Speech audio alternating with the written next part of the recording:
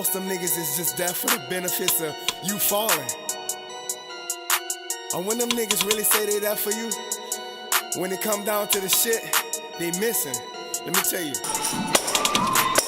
Real talk, that's how we know. Niggas say they die for me. Make sure we don't beat. I know one of them will.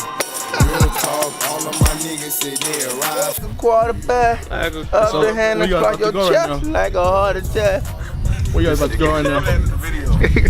Where you guys going right now? We about to actually go in this music building real quick. Probably get a room and do a listening to my album unTamed and unMastered. Make sure the order right, make sure it flow right, and make sure the storyline is there that people can follow it. So that's what we about to do right now. So come on. Oh, behind my back saying this and that, they throwing shade like Romo. But I'm not impressed by dudes with a strong handshake. Just to show they a good man, that they go home, even they wife with the same damn hands. I know some of my niggas don't love them like I love them. I know in their line, so tell me how can I trust? Growing up, for me personally, it wasn't easy. It wasn't nothing I would like say, oh, we had it good, like we had it nice or whatever. Like my family, we didn't really have money, so we moved around a lot. Like we moved around a lot because we didn't really have cash. You know what I'm saying? So you got to go from this place to that place. And as a kid, I didn't really understand, but it was hard. Then you know, it's just Louisiana. So you, besides like certain systematic like oppressions or whatever, like however you want to say, like that's. It's like any other place, you know what I'm saying? I feel like New Orleans, specifically like the cities, like the whole South Louisiana, there's a lot of crime and you know what I'm saying? I stayed in Harvey, I stayed in Gretna, I stayed in Terrytown, then we ended up moving right before Katrina. So I stayed in LaPlace for a lot of time. Real talk. Person that inspired me the most, probably streets. My cousin T, like, he always kind of made me want to get into it. Like, we was like in the 90s too. Like, we used to in the 90s, you know, like Master P, Big Timers, Juvenile. Like, our city was a city. Like in my growing up, so it was like, you know. All that, I already was watching BET, and then I will already be watching like Birdman and Wayne and everybody on TV, and that'll make me wanna do that already. We be watching BET 106 and Park every day, like, you know, and then we'll go outside. Sometimes you will see them dudes riding through the city in that nice car, in that Prowler. That's when Prowlers was the car. In that Prowler, in that Dodge Viper, in that Hummer. You know what I'm saying? Camouflage. You would see these dudes. So that make me want to do it.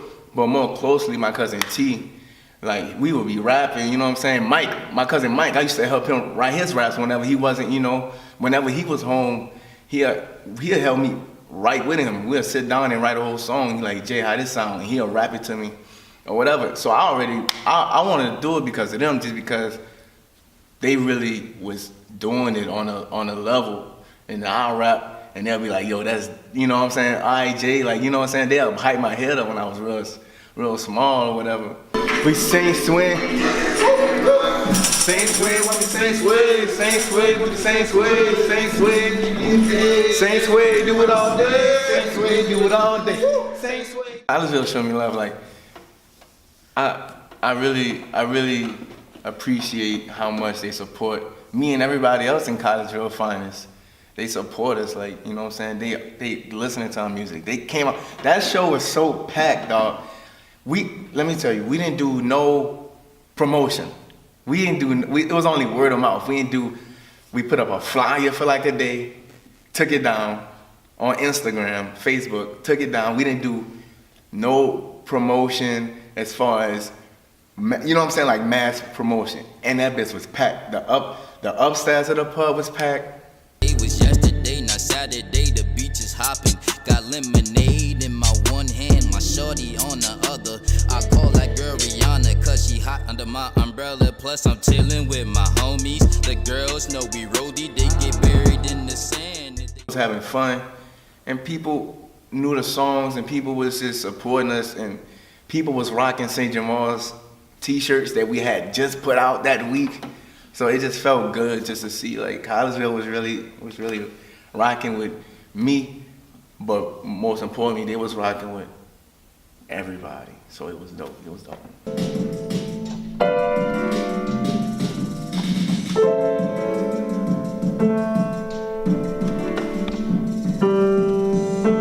The title of my album is unTamed and unMastered. Purpose behind unTamed and unMastered is just, it's to show that raw emotion. The album is about a teenage character and like how he grew and how he handled trauma, emotional trauma, even like, you know, pretty much just emotional trauma. And it's to show like how he expressed it rawly. It's not about polished or watered down responses. He don't think about, oh, what should I do? What's politically correct? Every song on there is full of emotion, from Southern shit, which just describe his environment, to Mama at the end, where he's completely vulnerable and just thanking his mama for being the only person he could depend on emotionally. So it's pretty much about raw emotion. So when you feel like when you're listening to this album, you're like, God damn, Pipe, why would you say that shit? Because that's what we all want to say. We all want to say that, but we just say, well, you know, maybe they might not like me saying it. So I just wanted to take that out of it. Yeah, so as far as rapping, me and Piper, man, it was dope. Might not get the lingo he be spitting sometimes, but it's like, yo, that's hard. Like, I never heard that before or whatever. I'm like, yo, that just make me like want to go hard too. Okay, what I say? Yeah. Gas to the engine, hit a lick, then we go missing. Hitting the beat with the wisdom. Nigga, you tripping. Telling my bro to go get him. Ripping him right up her denim. Talking that money, we winning. Eating that chicken, we winning. Open that pussy, we swimming. Having a. I hear Piper going hard. I hear C4 going hard, blowing up on songs. I'm like, dang. I might have to switch up my usual technique where I just, you know, ride the beat to now I gotta get aggressive on beats. So it's like if everyone's going hard in the same song together, the ending product is just, you know, a masterpiece, you know what I'm saying? Being out here in Collegeville is a crazy ass experience. The whole time we were making the Collegeville tape, you know, we was just in that space, just the four of us, me, O, JC, and Pipe, just killing shit, man. It was like just friendly competition, you know. I feed off of what they do. I hear some dope shit they say, and I'm like, damn, that's crazy. And so that make me just want to go harder and harder. Chasing cheese, Tom and Jerry. With my cat woman, that's Holly Berry. I'm going Yamaha, hold up, I meant to say ham. Play with the keys like Mozart, boy, I am. Chilling with bubbles way up on the moon. Girl slouch singing rocks in the middle of June. Lie, tell the truth tomorrow, today, lie. Hope you didn't think I was gonna let that shit fly. Nah, you get shot down. George Zimmerman, like the government. Gotta protect my brother's man. Gotta protect my mother, man. And I feel like Piper, you know, he got more experience, more years on me. And so I'm just listening and analyzing everything that he say and seeing how I could try to add that to my flow, to my rhyme scheme, and just always looking to elevate myself. I started with St. Jamal's, and that's like, they took me in and they elevated my game to a whole level right there for songwriting as far as being personable.